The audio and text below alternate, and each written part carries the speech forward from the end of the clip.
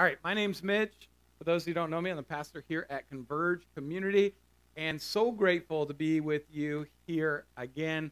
And as Jake already mentioned, we're in this Form series, and we've been in it for a few weeks now. And the very first talk was about our mission here at Converge. This is an old mission, but newer language. We're kind of getting that clarity so that we can talk about it more easily, more easily to our friends. And so I had a little quiz for you, and if you were paying attention, you've already heard it once, but do you guys remember what the mission is, what the mission statement is?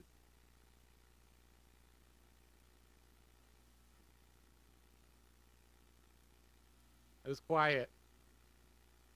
So you got the missional map over here, our kind of strategy, engage, encounter, equip, our mission statement, engaging people with purpose, right?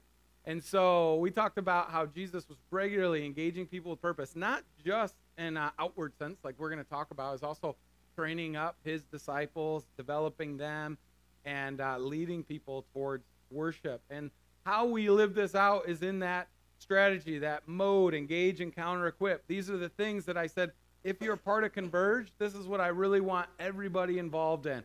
Engaging people with purpose. We're talking about engaging people who are outside of the church, who are far from church, loving them practically, doing things for them, but also loving them, having conversations with them, helping them understand what we believe about Jesus. And then encountering, and we talked about that. We want every person encountering God regularly. And so that's obviously this space, corporate worship, doing that together. And this is the one place in that I say I really want to encourage you guys to be here as much as you're able, because all the other things we're saying we do, it doesn't necessarily necessitate you coming to church all the time. In fact, we're going to talk about that in a little bit. But we also want you guys encountering God on your own. It's a bit of a pet peeve of mine as a pastor, but when I hear people saying, oh, like, we need the church to do this for us, we need the church to do that for us, and what I really want to hear is, what are you doing to meet with God regularly on your own? So there's a piece of that encounter that's building our connection with the Lord, regularly talking and walking with the Lord on our own, and that last one, equip, and we're really serious about that, developing not just future Jesus followers, but future leaders in the faith. People who can equip another, who can equip another, who can equip another. This generational approach to discipleship. So that's what we're asking you, 3 things you're part of in this bigger idea, engaging people with purpose. And last week, Jake talked about our first value, these values we've been formed on, and that one is fun philosophy, how it's not just a strategy, realizing people are busy, people prioritize their time accordingly, and so if it doesn't fall within the top, level of their priority system, they're probably not going to do it. And so part of our approach is doing things that are fun, that people will hopefully want to join in on it with us. But it's not just a strategy for engaging people, it's also a part of our spiritual health, as Jake alluded to that last week, and how this is a piece of us that play is a form of spiritual rest. Making sure, I had a mentor in my life for many years. He would always ask me, are you getting out and playing? Because he knows it's so tied to that spiritual health. And so much of that fun philosophy is tied into our spiritual health, as well as Jake talked about discovering that joy inside of you. And today we're going to live into that outward focus, the next value. There's not necessarily a ranking order. We just did this, formed the acronym, so it was easier for all of us to remember. This is the second one in that acronym, outward focus, and that really lives in a big way to that mission statement, like we talked about, engaging people with purpose. But as we also mentioned, that's not just outward. A big part of engaging people is the things we do in huddle, getting together and challenging, encouraging each other, developing each other in our own journeys of faith. But this one specifically, we're going to lean in to the outward part of this. And I'm not going to lie, as I was preparing, I was saying this is actually a tougher message than I thought. And it's not because I don't talk about this all the time. You guys know that. It was because I talk about it all the time that I'm just like, what am I going to say that's even that much different than a couple weeks ago. So you'll have to bear with me on this and where we're going in that. But that is really the big idea today, because Converge, I want us to be outward focused so ultimately more people can be upward focused. That's the hope. That's the call. That's what Jesus came into this earth, onto this earth to do.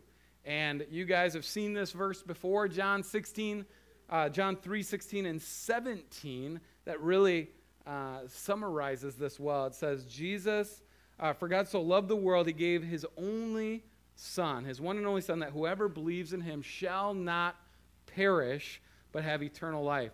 For God did not send his Son into the world to condemn it, but to save the world through him. Jesus' whole purpose of being incarnated as fully God, fully man, we're going to celebrate this in just over a month, if you can believe it. We're almost there to Christmas. Jesus' whole purpose was to come on this missional adventure to save the world. Because from the very beginning, God has had his intentions to have this intimate, close relationship with every human being. This was the start, the Garden of Eden, where you see Adam and Eve walking with the Lord in the cool of the garden. And of course, you guys probably know how that story ends. It doesn't end so well. They sin against God. There's a severing of that relationship and that condition. They're cast out of the garden, and perpetually there's this problem of our distance from God. And throughout history, he tries to remedy this and restore our position back with him.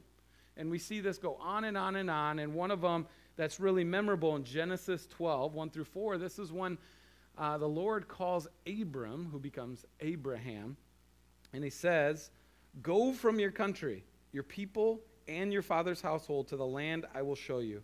I'll make you into a great nation, and I will bless you. I'll make your name great, and you will be a blessing. I will bless those who bless you, and whoever curses you, I will curse. And all the peoples on earth will be blessed through you." So Abram went as the Lord had told him, and Lot went with him. Abram was 75 years old when he set out from Haran. This is incredible to me, where there's other stories that we're kind of jumping past in the Old Testament, but we see this pattern of humans' waywardness and God intervening to try to restore that relationship again. And I love this one. He calls an old man, 75 years old, to be the father of the future, of the nations, that he's going to use him to bless them. He sets them on this trip across the land, so to speak, a cross-country trip, so that he could be a blessing, so that he could help restore this position, this relationship, God's people with God once again. And as you know, as you probably know, may know, these cycles don't end. There's periods of obedience and people are really connecting with God, and really bad periods of waywardness. And this is where you see the prophets, the different prophets in the Bible, so often they're coming in proclaiming to the people, you have to return to the Lord. You have to repent. You have to look back to God. In fact, Isaiah, you may have heard of him, the very first chapter of Isaiah, he's speaking and he says this, "Hear me, you heavens, listen, earth." So this is Isaiah speaking to the Hebrew people. He says, "For the Lord has spoken," and the Lord says this, "I reared children and brought them up, but they have rebelled against me." Isaiah is calling out God's people, saying, you have to turn back. You have to return. God tries to do this over and over and over, and ultimately it just keeps failing. People keep failing. Humans keep failing. And this is what led to Jesus' intervention. This is when God said, you know what? Probably went something like this. You guys are a bunch of idiots. I need to, if you can't do the job right, do it yourself, right? And so God himself, 3 in 1, Jesus, the Son, is incarnated, becomes fully God, and, is already fully God, but becomes fully man as well. And this is incredible because he's not just a source of redemption for humanity and restoring that relationship, But the nice upside of this is that he actually models how we should live. Because it didn't matter how good the prophets of old were, they were still imperfect. And they were imperfect things that happened all the time with these spiritual leaders. Jesus not only came to restore our relationship with the Lord through his perfect life and his sacrificial death and his resurrection, but he also showed us this is how you are to live. And what did he intend to do? Let's read that again, John 3:16 and 17. For God so loved the world that he gave his one and only Son, that whoever believes in him shall not perish, but have eternal life. For God did not send his Son into the world to condemn the world, but to save the world through him.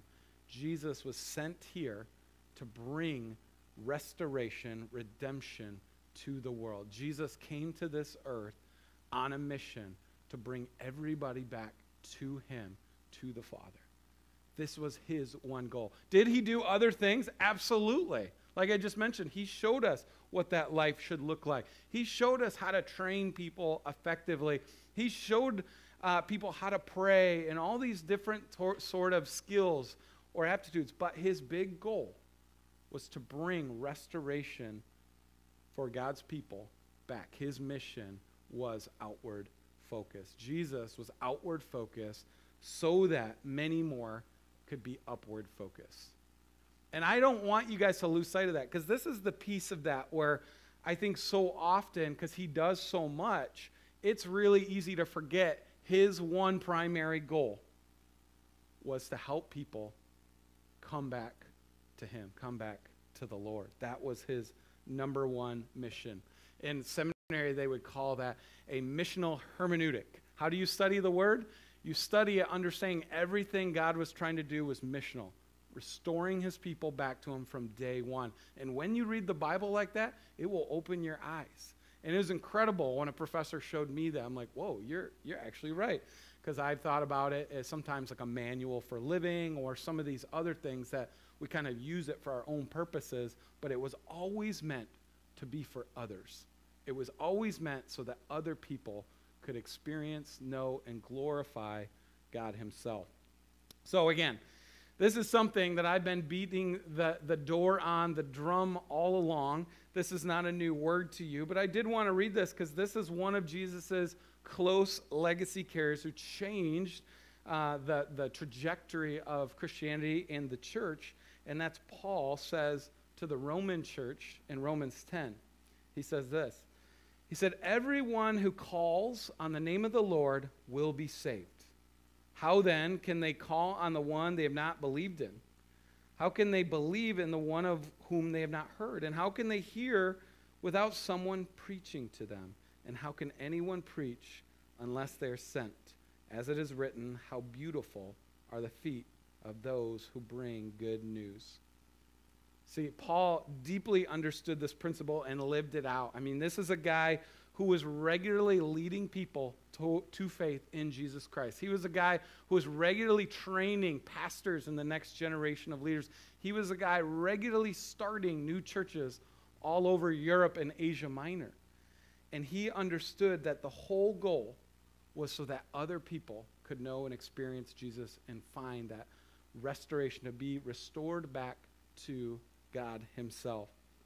And we, as Converge, ultimately that should be our goal. That should be a church's, not just our churches, but every church's goal to help as many people as possible experience restoration back to Jesus. So we talked about this a couple weeks ago and how Jesus did this. Remember in Luke 4 and 5, we walked through that and the different ways he was doing it. But ultimately, Jesus did two things. He spoke or taught, preached, whatever you want to call it. There was this proclamation aspect of this outward focus. There was also a healing or restorative piece where he was healing people, attending to needs, those sort of things. This is how we also should live out this outward focus. Are we talking about our faith? Are we talking about what Jesus has done in our lives? Because so often Jesus would say, go tell them what you've seen. It's not real rocket science. Like, you don't have to be a theologian for that. Just tell them what you've seen. Just tell them what God has done in your life. And then the other piece, heal. He says, go and heal. How can we be an agent of healing and restoration in people's lives? So we hear that. We talked about that last week, but still it begs the question, why does the average church at 15 years old plateau? Why does it stop growing and at about 20 years starts declining? Is it because people aren't going to church? Is it because people have left the faith? No. It's because that church has moved from an outward focus that originally started them, and now whatever it is, whether it's programs, whether it's just the closeness of the people, all the eyes have moved inward. And now all of a sudden, your effectiveness, you're not living out that mandate to Paul, where he's saying, how will they believe if they haven't heard, and how will they hear if someone's not preaching to them? This is what happens with the 15-year-old church all too often, is they don't hear about these things anymore. They don't talk about them, and people in their sphere, maybe there's not many unchurched people in their world anymore, and if there is, are they not talking about their faith? Are they not living out this mandate, this act of love that we see Jesus modeled himself? So this is why we do church planting. This is why we want to keep planting churches, because I never want us to be that 15-year-old church that looks in and forgets, but there's a real risk of that happening. This is why we want to keep planting churches, keep that fire hot, that spiritual zeal going for Jesus, and you do that by starting these new churches. And you guys have probably heard me talk about this, but there are so many statistics to back how new churches lead to exponentially more faith changes, faith experiences, conversions. And this is what Jesus came, is so that all people could be restored, all people could know him, and ultimately we live this outward focus again, so other people can be upward focused, so more people will know Jesus. So we talk about this problem of the church, and again, it could be programs, it could be this or that keeps the church from doing it, but there's also an individual aspect to this. The church is made up of a bunch of individuals, and why does a church plateau at 15 years so often? It's because individuals aren't living this out in the church, and corporately, it's not happening anymore.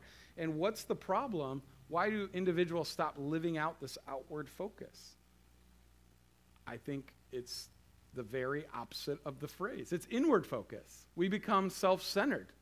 We start thinking about all the things we have and goals we want, and a lot of these things aren't even bad, right? Like, I'm not condemning these things. The problem is the outward focus in our lives, the selflessness, is so much easier to lose. If we're called to live a balanced spiritual life with this outward kind of selfless focus, this inward developmental caring for the people, and this upward really worshiping, those two, the inward and the upward, tend to be the easier ones to keep engaged with. It's the outward one that so easily just gets left off. And again, this is why churches ultimately start plateauing.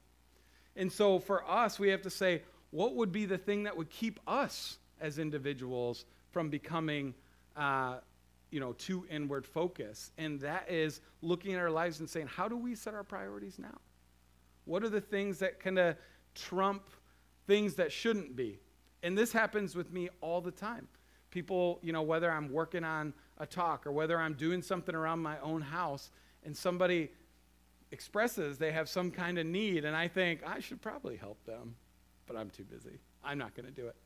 I can't tell you how many times that happened. I know once in a while I don't do that, and that's great, but it's so easy to be like, no, I just have too many things to do. And part of this comes from ultimately a lack of trust in the resources God's given us. So maybe we think somebody asks for something, we say, I don't have the money for that. Or somebody asks for our time. I don't have the time for that. We're believing this subtle lie that says there's a finite amount of resources, and if I use it for this, God will not provide it otherwise. And therefore, we act selfishly. We become inward focused and not outward focused. And not only does the individual, honestly, really prone to that just in our humanity, our brokenness. We talk about Adam and Eve in the garden. What happened? It was an inward focus. They wanted the fruit. They wanted God's view. That was ultimately their demise. This is the hardest thing for us to get over, to be outward focused, to maintain our outward focus, is get over ourselves. And Jesus himself said, "For even the Son of Man did not come to be served, but to serve, and to give his life as a ransom for many." Even Jesus, the Lord of the universe, came not to be served, but to serve. And quite frankly, he's the only person that would actually have a good excuse for saying, now you should serve me if he's God. And he is.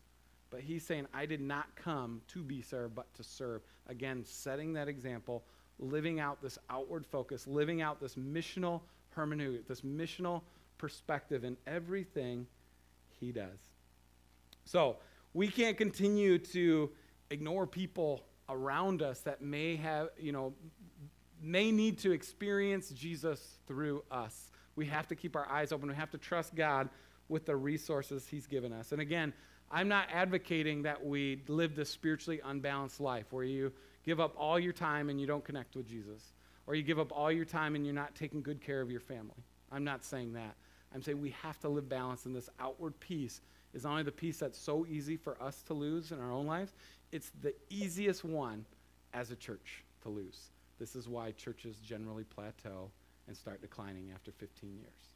And this is something I refuse for us to be. And if we make it 15 years and we're still growing, hallelujah. And if we plateau, this will be the point I say, I think we're done here. And we better split up and start a couple more churches that are ready to grow, ready to reach, ready to impact people for the kingdom.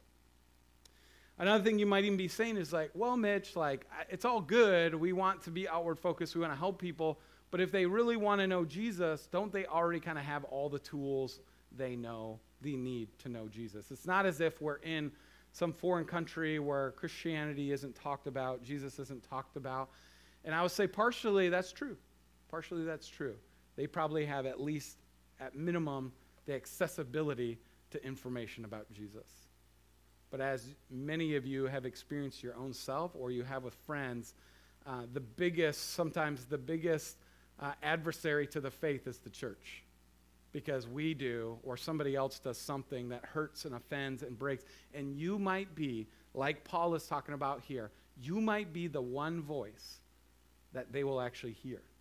And that voice will not be, these are all the reasons Christianity is right and you're wrong. That voice will be a voice of love, a voice of compassion, and a voice of understanding as somebody who knows them better than anybody else does and can actually help them see what would Jesus do for them. How would he not just give them eternal salvation, but how would he benefit their lives here and now? And you're that voice. And so while they might have access to that information, while they may have heard about Jesus, they don't know Jesus like you've experienced Jesus, and you're the one they trust to tell you. And this is why we emphasize so often these hangouts and even huddles to connect with people outside of the church. One thing I think is intriguing, Walmart, they're, I don't even know how big of the company is. It's obviously massive. I was just looking for some statistics, because one of the things the church I'm interested in, I'm amazed by, is the church, like a lot of other organizations, be content with kind of the people, the gathering they have. Like it's that tribal mentality. I got my tribe, that's all I need. The church does that a lot. Walmart, this massive company, they spent $3.2 billion in advertising last year. You guys understand how much a billion is? It's like 1,000 millions. It's a lot. It's hard to imagine $3.2 billion. They spend it on marketing alone. This is a company that could easily say, well, everybody knows about us. I mean, literally, like you could, I've been to other countries and there's Walmarts, like people know about us. We could probably get away with spending $1 billion on advertising this year. They believe it's so important to spend $3.2 billion so people are reminded, and they believe in what they're doing. It's not all about money. They believe in what they're doing, and so they want other people to know. How much more powerful is it for us to really believe in something that brings value to people's souls and eternal life now and forever? And we're willing to say, well, that's our tribe. And this is why churches do this. We have to keep pushing out. And I worry sometimes. I talk about this with Kenzie. I'm like, am I exhausting you guys? Because I just don't stop. And this is why I will not stop. I didn't see the stop in Jesus. I don't see the stop in Paul. And if Walmart's unwilling to stop, I'm not going to stop. All right? So I want you to hear that we're going to keep pushing outward. But I also recognize the spiritual care, the development, and the up. And we're going to make sure we're balanced in that. But no, if it ever feels like, man, Mitch's just won't stop, this is why. Because I'm so nervous, not only for our church, but all the American churches, quite frankly, to become fixated inward. Some of us were able to go to the Exponential Conference in Chicago this week. And man, a bunch of churches and church leaders represented that are passionate about getting the message of Jesus out in real, tangible, life-changing ways. These are people, Reformed churches helping Pentecostal churches start, and having Wesleyan churches starting Reformed churches. And, you know, this is the kind of thing I look at them like, man, they get it. I love being around people that are so outward focused. We would put aside our agendas for ourselves or our denomination or our church and say, how can we get them going? And that's what I hope we can be as well for other churches, for our next churches. And I want us to continue to have that fervor and that passion every time we're interacting with somebody, to imagine, am I the voice that they need to hear today? Not your voice, but the voice Jesus gives you because they know you and they trust you. Because yours might be the only voice they will ever hear. This is the outward focus I want us to keep leaning into over and over and over. And so, while us staying outward focused, others, many others, can be upward focused. So there's a practical way of doing that. We've got this, I modified our circle chart a little bit. Does that help? Is that a little less chaotic for you all? No? Oh my gosh. All right. I'm trying to simplify this. All right. This is our flow. This is what I really want us, this is how we're supposed to be outward focused. We have this belief, and it's kind of started by, quite frankly, an American church pattern of we go straight from my circle and invite them into church. We want to draw a big line over and bypass all those steps. And if that happens, hallelujah, great. But how many of your friends that are probably far from Jesus right now, do you think if you asked them tomorrow, do you want to come to church with me next week, would say yes? Probably not a ton. And the ones that would say yes are probably the ones you've developed a relationship with, and they would only do it because they trust you. So that's part of our strategy here, saying, how can we get them into environments that they value? Again, this has to be something they value, something on their priority, something that falls into their purpose for life. And if you were with our vision meeting a few weeks ago at Millwood, that was something you heard about and if you were in the original vision meetings, the 4 big values that unchurched people have is personal development, entertainment, serving others, and what's the other one I'm forgetting here, Kens? Entertainment. But, personal development. I don't know if I said that. But anyways, all these are ultimately meant to lean into those priorities, those values of everybody else. And so we do things, and whether it's organized and we plan an event like we did for the Foster Family Carnival or Acorn, or it's more organic. Your neighbor says, hey, man, I really need some help with the leaves, and you just walk over and do it. That ministry of helping people can move people, and you develop a relationship. That's the little table that you start having conversations and build trust with. And then at that point, maybe, and it's probably after you've really had some significant spiritual conversations with them that they're ready to come to church. Or similar with the Hangouts. So you saw some pictures of the Hangouts from this weekend. The Breithers had a cool one in their neighborhood. They do a great job just connecting with everybody around them. And it's that fun, entertaining space often that those relationships really start growing and stirring, and then it turns into a conversation or conversations down the road, and maybe someday they come. And the huddles, and I know that's not our primary strategy to use huddles for bringing people in, but I'm telling you, like, especially people, if they have real questions about, like, we did that series on science last spring, or something like that, they have some significant questions, sometimes that huddle is the best format to actually get them thinking about, talking about spiritual matters, and then come in. So this is how we do it. That's the real pragmatic part of it. But the other side of it is that we just have to get over our self-centeredness. And that's actually harder. That's actually giving up the time that we'd spend doing other things that are maybe a bit more self-gratifying and go do things for others. And here's the thing is we had 30 middle schoolers over at seventh graders. 30 seventh graders at our house this weekend. There's nothing in me that wanted to do that. Nothing. Nothing. And still now, I just shake my head, what were we thinking? But for me, I just have to say it's not about me. It's not about me. It's not about me. It was our son's birthday, and I want to love him and care for him well. But I really hope we got to talk to a lot of parents to this. I really hope that those parents see, we care about them and their kids in a way that they don't understand, and maybe that develops into a friendship. Maybe it doesn't, and that's okay if it doesn't. But that's what we have to get over, is how do we get over this self-centeredness in our own life and move into outward focus?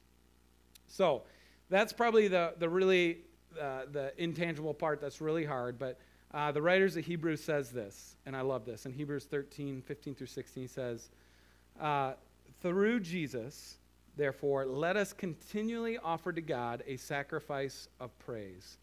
Hear that. Let us continually offer to God a sacrifice of praise.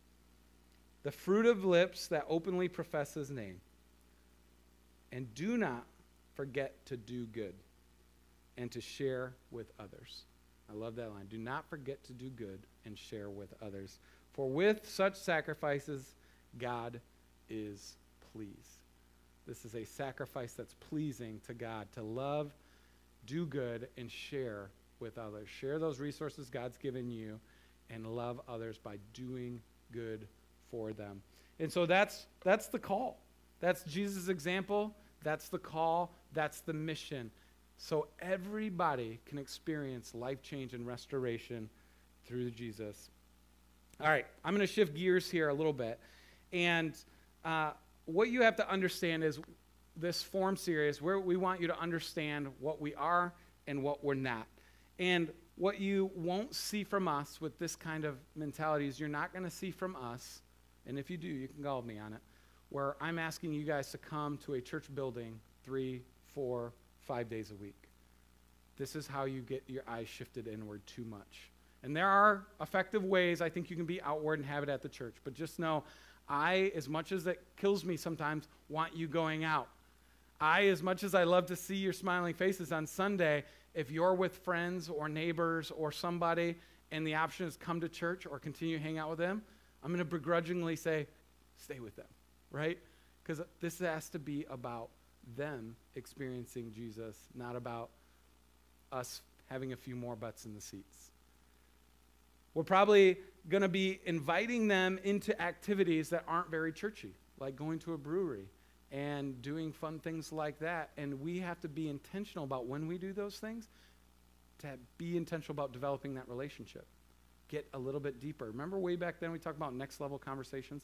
Have that next level conversation. Get a little bit deeper. Build a little bit more trust. Maybe open up a spiritual conversation eventually.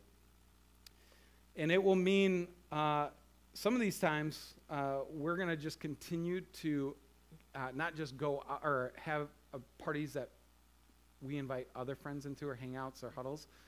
But one of the things that was profound to me this week at this conference is they said, there's a guy who came up and talked to him who's an unchurched guy, and this was a pastor. He said, you know, I appreciate that you're always inviting me to come to your things you're doing, but why don't you ever come to the things I'm doing? I'm like, wow, that's so true. Like, even though we're not necessarily trying to focus them all in a church building, our MO sometimes is let's create an event that they might want to come to. What if you developed a relationship so tight that they're starting to invite you into their worlds where you're a little bit more uncomfortable? That would be ideal.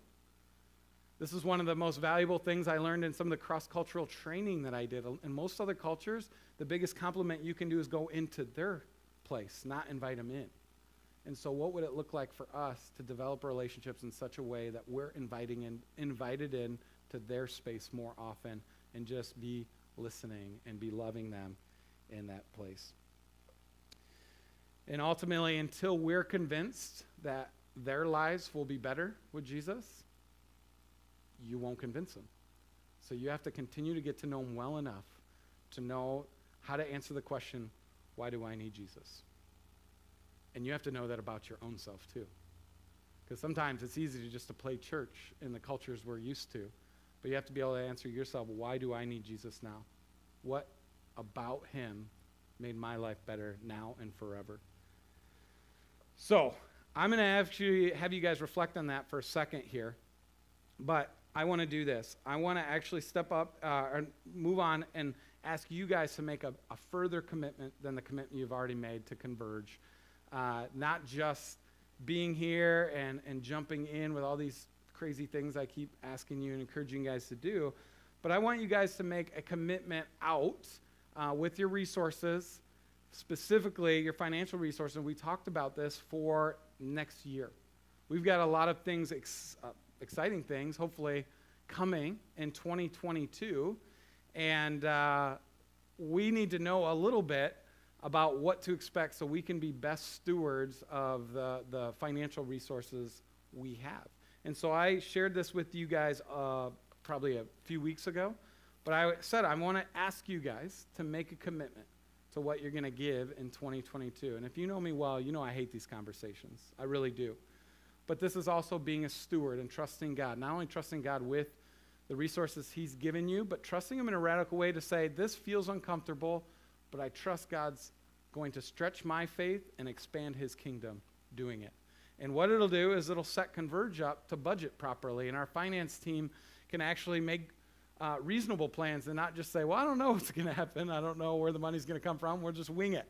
This actually helps us figure that out a little bit.